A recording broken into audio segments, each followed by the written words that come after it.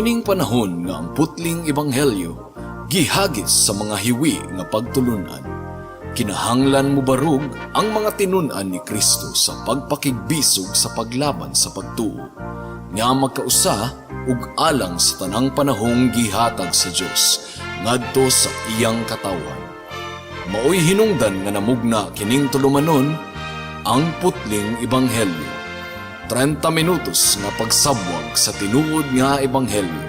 Kauban ni Pastor Jeremias Hangad, ang putling ebanghelyo. Tulumanon nga gihatod kaninyo sa Herald of Grace Radio Ministries Philippines. Ang putling ebanghelyo.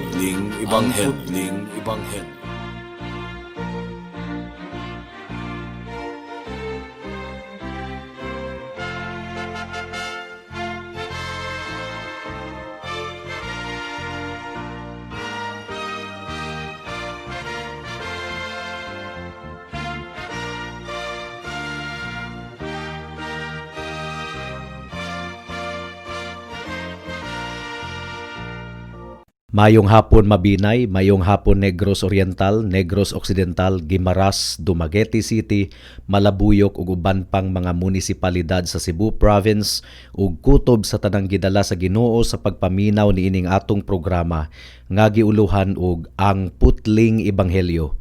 Kini ang inyong igsuon og higala sa kahanginan si Pastor Jeremias Lauri Hangad sa Herald of Grace Radio Ministries Philippines. Dinuyugan sa iglesia nga nag-sponsor niining atong programa, ang Salitran Covenant Bible Church sa Barangay Salitran, Dakbayan sa Dasmariñas, Probinsya sa Cavite. Ang atong teksto ning takna sa kahaponon makita sa Roma Kapitulo 1, versikulo 8 hangtod sa 15. Ang giingon diri: Una sa tanan, nagpasalamat ako sa akong Dios, pinaagi kang Hesukristo, alang kaninyong tanan kay nasangyaw na sa tibuok kalibutan ang inyong pagtuo.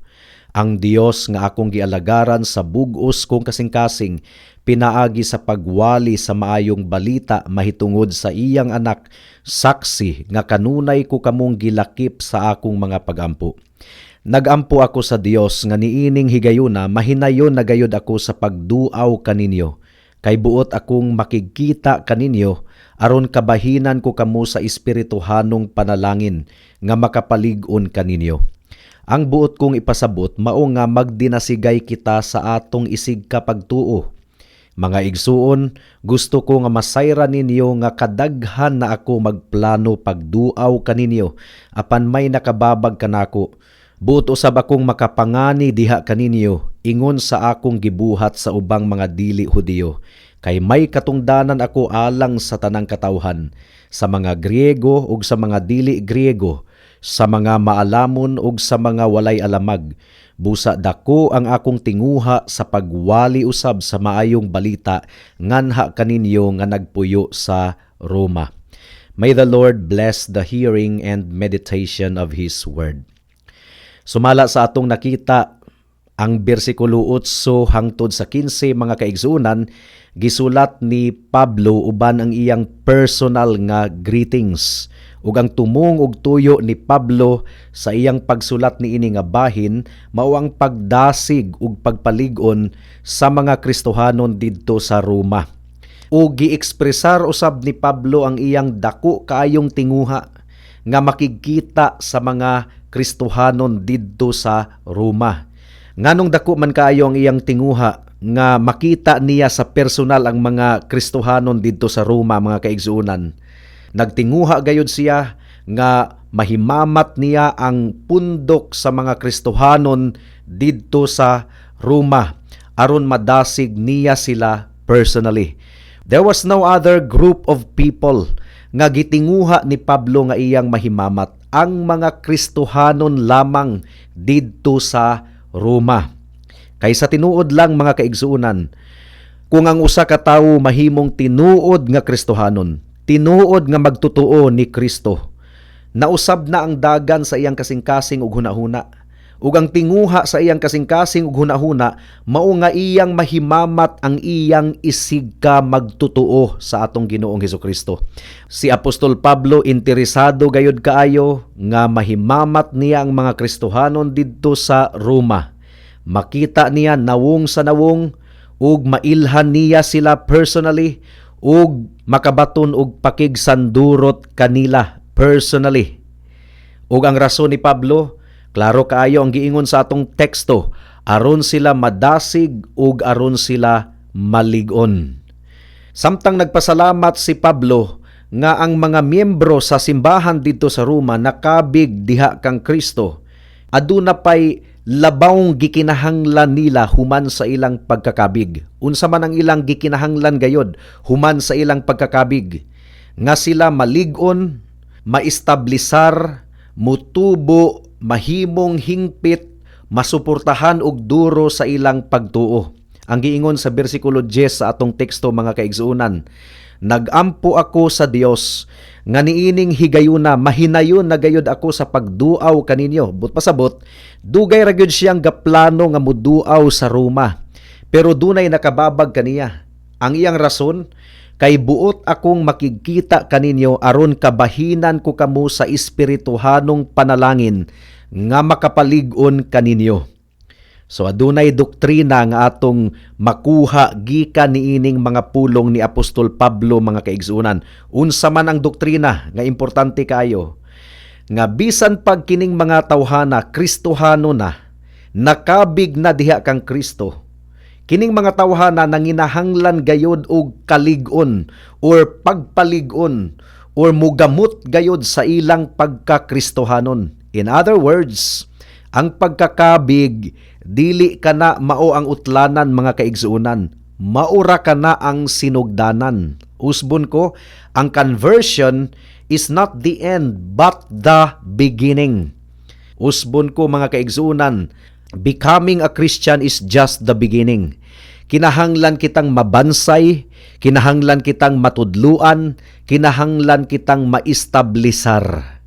Adunay usa ka magwalali nga nag-ingon nga kitang tanan gipakatawo nga puya diha kang Kristo. Tinuod biya, wala may bag-ong nakabig nga hamtong nadayon sa ilang pagtuo. No, moagi gayud og pagkapuya. Sa susamang paagi nga walay gipakatawo niining kalibutana nga midiretso sa pagkatiguang, moagi gayud sa pagkapuya, hangtod nga nalig-on ang iyang tuhod, hangtod nga ga-practice og lakaw, hangtod nga nakalakaw, hangtod nga nakaistorya.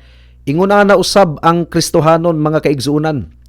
Walay nagsugod sa iyang Kristohanon nga kinabuhi nga midiretso og kahamtong sa iyang pagtuo. Kitang tanan nagsugod ingon nga puya. Kitang tanan nanginahanglan og pag-atiman, kitang tanan nanginahanglan og pagtudlo, kitang tanan nanginahanglan og atensyon. Mao'y hinungdan nganong gituboy sa Dios ang mga pastor ug mga magwalali aron mapalig-on ang iglesia sa atong buhi nga Dios. Mao nga higugmaon nato ang atong mga pastor, mga kaigsuunan. Ang mga puya nga bata nanginahanglan gyud na og atensyon. Hibalo ang mga ginikanan ni ana. Ang mga bata nga mutubag-tubag sa mga ginikanan, wala lang gyud sila masayod kung unsa ang sakripisyo nga gibuhat sa ilang mga ginikanan, niadtong puya pa sila hangtod karon. Hinaot nga maghinulsol kamo sa inyong walay pagtahod sa inyong ginikanan, gumikan kay pagsupa kana sa ikalima nga sugo sa Dios, honor your father and mother. Ang mga Kristohanon nanginahanglan nga mahimong hamtong ug unsa man ang makapahamtong kanila, ang makanunayong pagpakaon sa pulong sa Dios. Ug nganong nanginahanglan man kitag kalig-on sa atong pagtuo? Well, daghang mga rason ang giingon sa Biblia, ug ang pinakarason, si Satanas kanunayng nanghilabot sa mga katawhan sa Dios. Ang yawa kanunayng nagaakusar sa mga katawhan sa Dios. Igsuon, the moment that you become a Christian, unsa may mahitabo nimo, you become the object of the devil's interest and attack. The moment nga nahimo kang magtutuo kang Kristo, gibantayan na ka kanunay ni Satanas.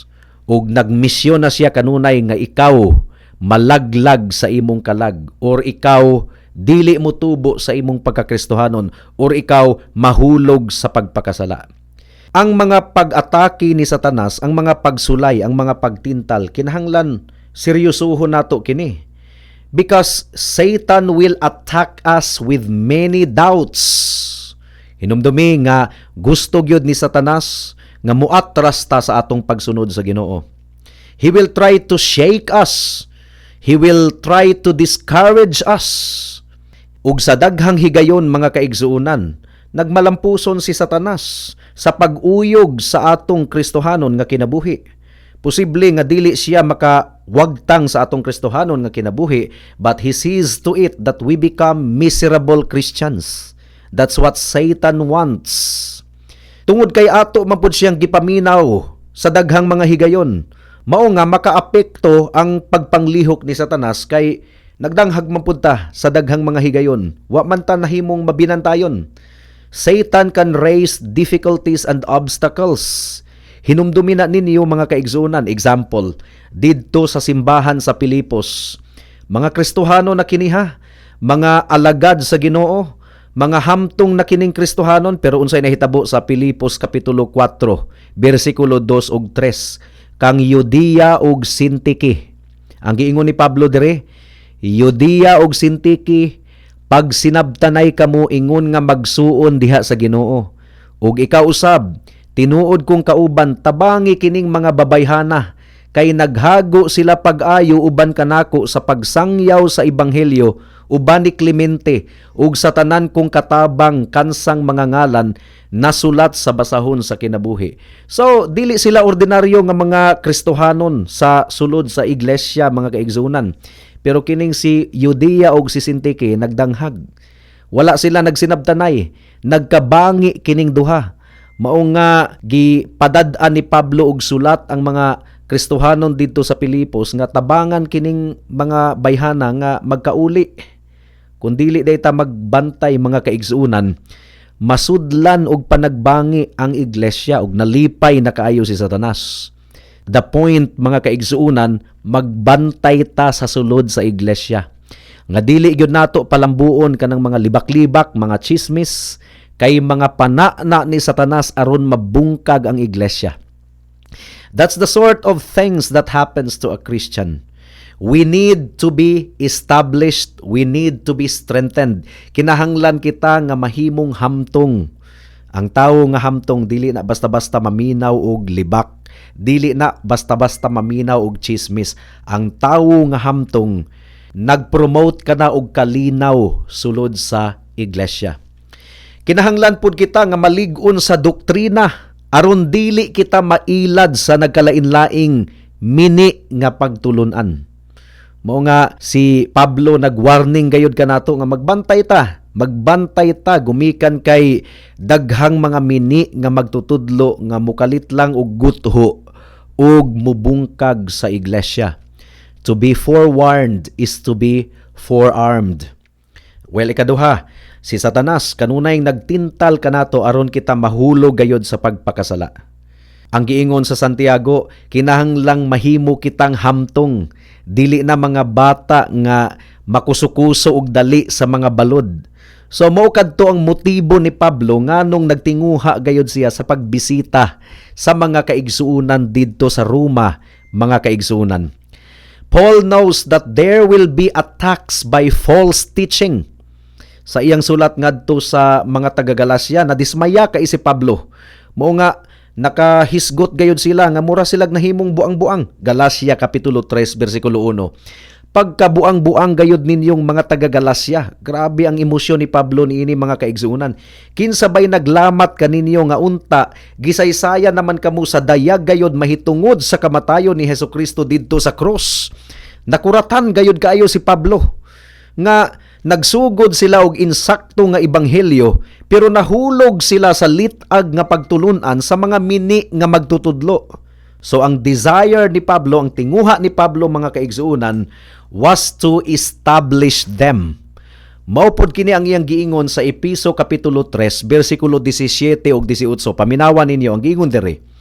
Magpuyoon ta si Kristo sa inyong kasing-kasing, pinaagi sa inyong pagtuo, aron mo gamot ug malig-on ang inyong gugma. Ug uban sa tanang katawhan sa Dios, makabaton kamo gahom sa pagsabot sa kalapad ug kataas, sa kahabog ug kalawom sa gugma ni Kristo. So nakita ninyo, aron kuno sila mugamot ug malig-on diha sa gugma. Grabe kaayo ang tinguha ni Pablo. Ug ang tinuod nga mga pastor, mao gayud kini ang tinguha nga ang mga miyembro sa iglesia dili magpabilin nga bata, dili magpabilin nga puya. Being rooted and grounded in love. What a beautiful expression, mga kaigsuunan. Kapila na kahigayon, no? Nga ang conversion sa usa ka tawo na spoiled, gumikan kay ang iyang kalag wala milambo ug wala mitubo, nagpabilin gihapong puya bisag dugay ng Kristohanon, ug napakaulawan ang ngalan sa atong buhi nga Dios. Gumikan kay dugay na untang Kristohanon, libakira gihapon, chismusa gihapon, dali ra gihapon kaayo maulit. Kung dunay mo insulto, dili gihapon makita ang pagkapino sa kinaiya nga musidlak gyud og muhayag ang testimonyo diha sa atong buhi nga Dios. You see? Imbis nga mahimong modelo sa pagka mapainobsanon ug pagka mapailubon, uy, nahimo naman hinuong palaaway, debatiro, mahilig og lalis. Hinaot nga mutubo kita niini nga aspeto, mga kaigsuunan. Let us evangelize. Magwali kita sa pulong sa Ginoo, yes. But let us also see to it that we take the pains to establish the Christians, to establish the people of God. Ang pinakanindot gayud kaayo nga testimonyo alang sa ebanghelyo, mao ang atong kinabuhi nga misidlak diha kang Kristo. That's why we need to be established in every part of our lives. I'm talking to fellow believers in the Lord. Ulaw kayo sa nga tanan kung dunay mo ingon nga, ha? Kristohanon de na siya. Oh, ulaw kayo. Kaysa muingon ang usa ka tawo, mao di ay kay Kristohanon man god. Mao di ang mapailubon kay Kristohanon man god. Pero kung muingog, ha? Kristohanon de na. So ang buti pa sa but, doon na sila expectation alang sa mga Kristohanon. Let us evangelize, but let us see to it that we take the pains to establish the Christians. Apan ato usab nga matikdan, mga kaigsunan, kining gi-ekspresar ni Pablo nga tinguha, wala lang siya makabantay niini, but he is actually showing us a little about himself. Not only a little, but so much about himself. Sa giingon ko na, he was not aware of it.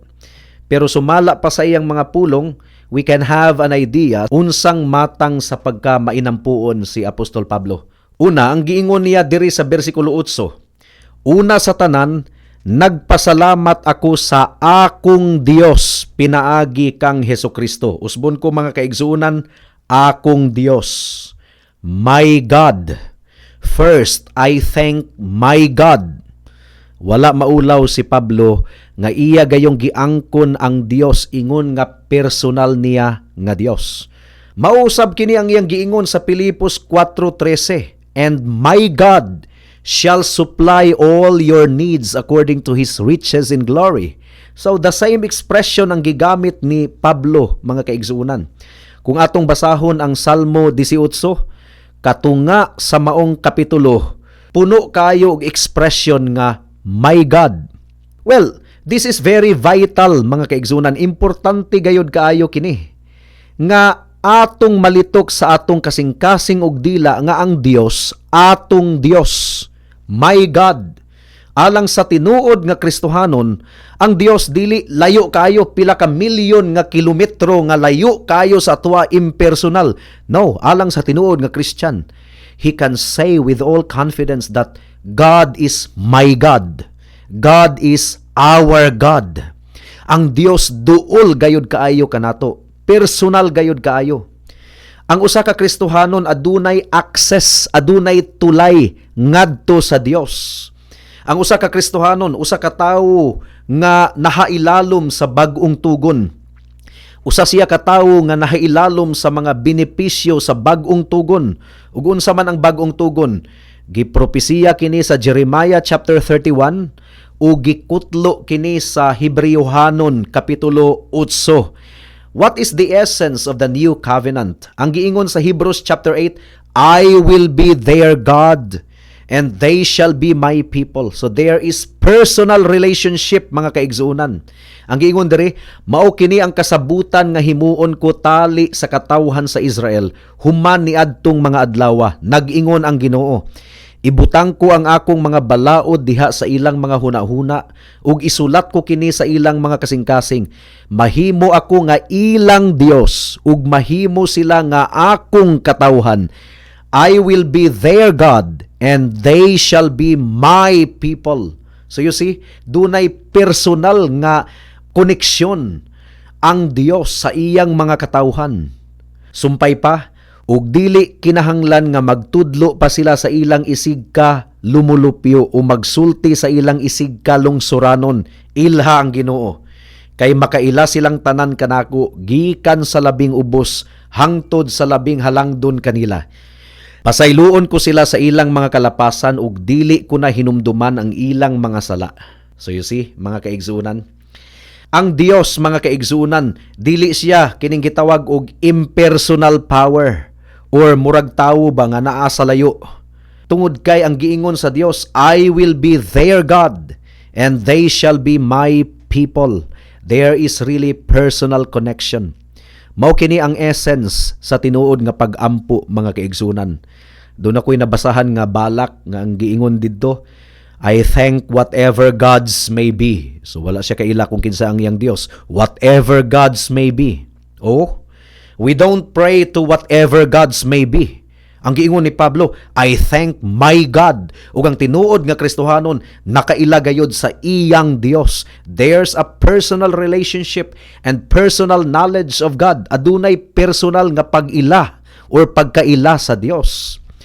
Ug mo kini ang pag-ampo ni Kristo sa Juan kapitulo 17 bersikulo 3. Ang giingon diri, ug kini mao ang kinabuhing dayon nga ang mga tawo muila kanimo nga mao ang bugtong matuod nga Dios ug kang Hesukristo nga imong gipadala. This is eternal life, that they may know you, the only true God, and the Son whom you have sent. So nakita nato, mga kaigsuunan, ang giingon ni Pablo, my God. Mo ka na ang sinugdanan sa tinuod nga pagampo. Nailhan mo ba ang Dios higala?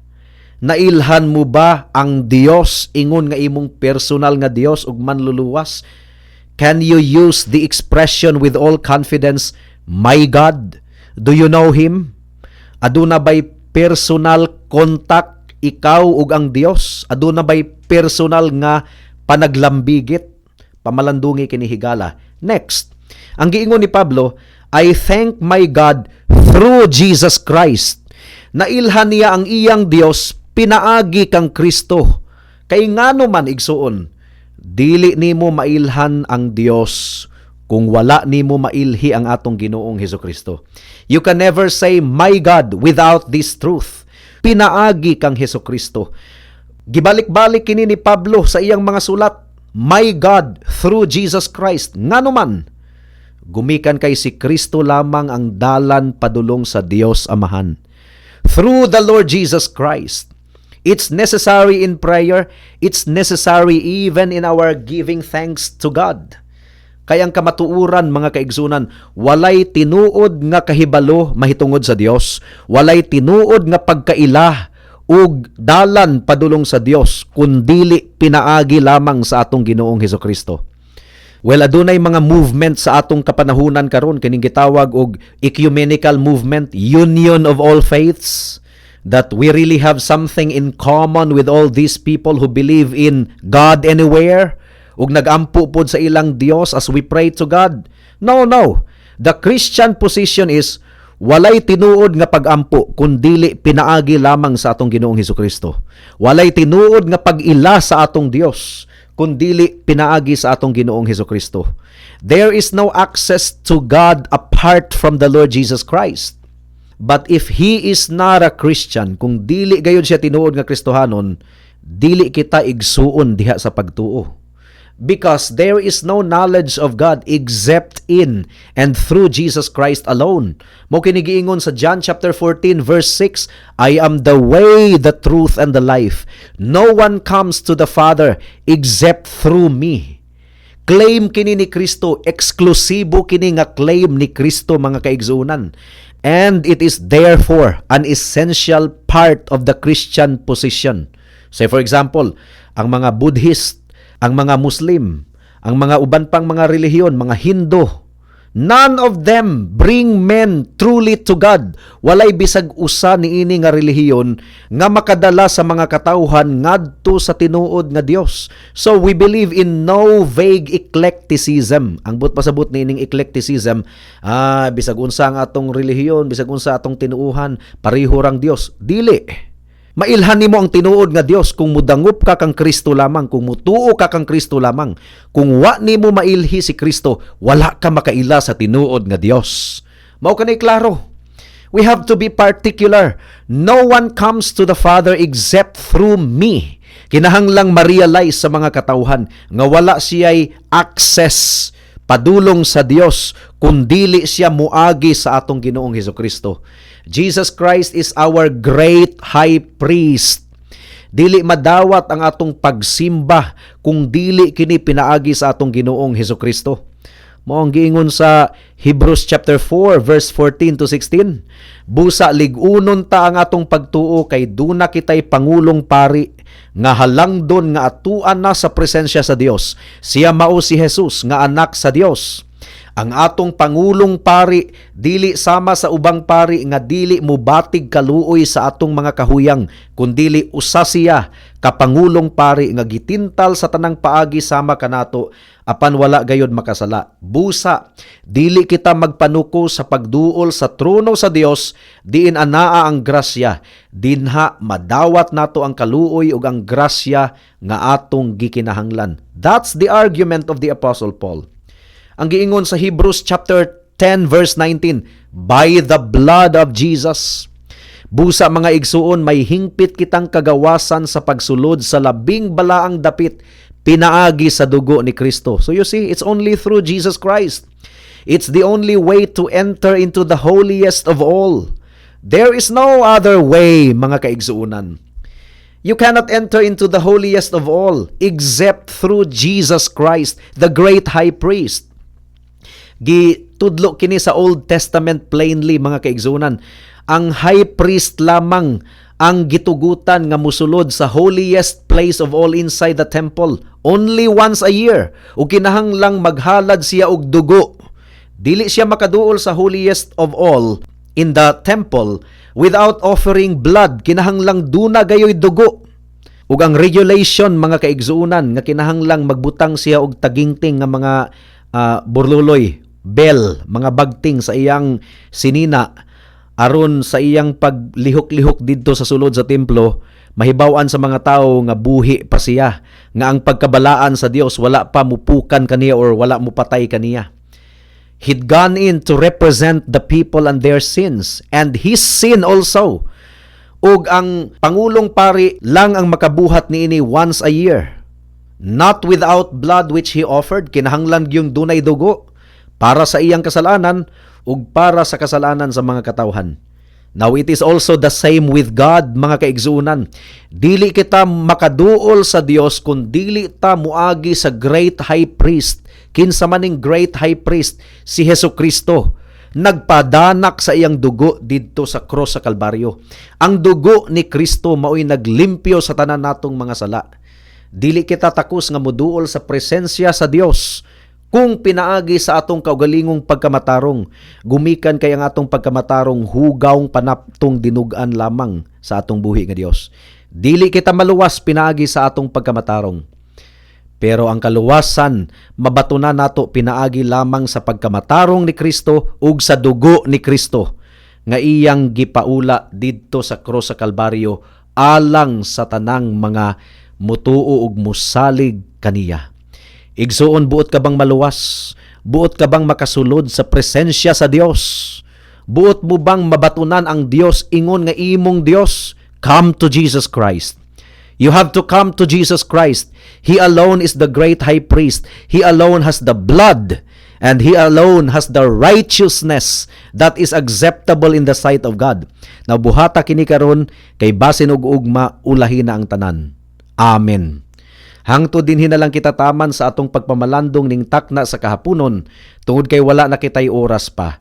Ako kamong padayon nga giimbitar sa pagpaminaw sa atong programa sa matag Miyerkules, alas 6 hangtod sa alas 6:30 sa hapon dinhi sa Power 102.1 RFM. Daghang salamat. Alang sa dugang nga mga pangutana, mahimong mo text kang Pastor Jeremias hangad sa 0935 744 3030.